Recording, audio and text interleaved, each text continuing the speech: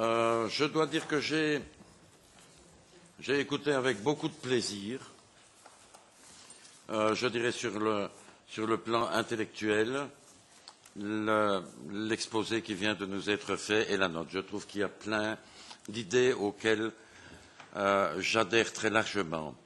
Cela dit, je crains qu'une partie importante des orientations qui sont proposées dans cette note entre en décalage assez net avec les préoccupations qui vont être exprimées par un certain nombre de nos commissions parlementaires. Je ne juge pas, je pense qu'il y aura, si on tient que c'est que nos commissions parlementaires de leur centre de préoccupation et, j'ose, de leur conservatisme, quelques difficultés à assumer un certain nombre d'orientations. Cela dit, j'ai adhéré quasiment totalement à ce que vous expliquez sur le fait que les principaux headings de notre budget devraient être réorientés en fonction de nouvelles priorités.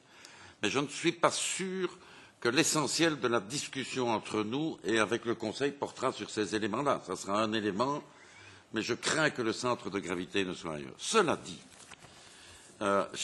en français, on dit « j'ai bu du petit lait », ça veut dire « je me suis régalé », en lisant deux choses que vous avez expressément dites.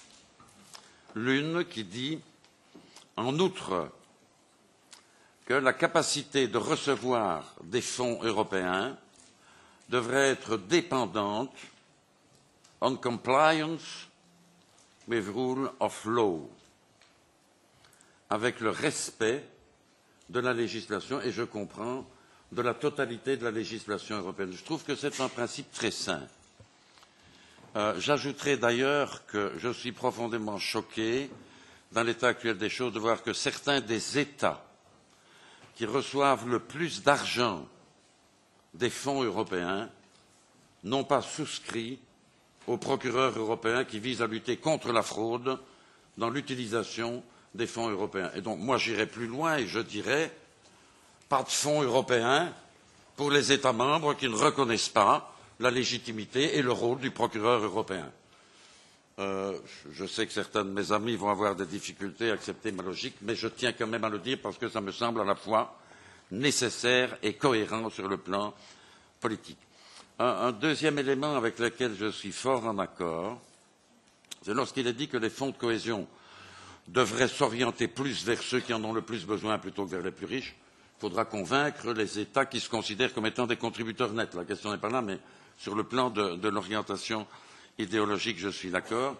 Mais il faudra les coupler davantage avec le respect d'exigences en matière de protection du climat, d'objectifs en matière d'emploi et une politique proactive en matière de migration et d'intégration. Et là, je souscris encore totalement à ce que vous dites.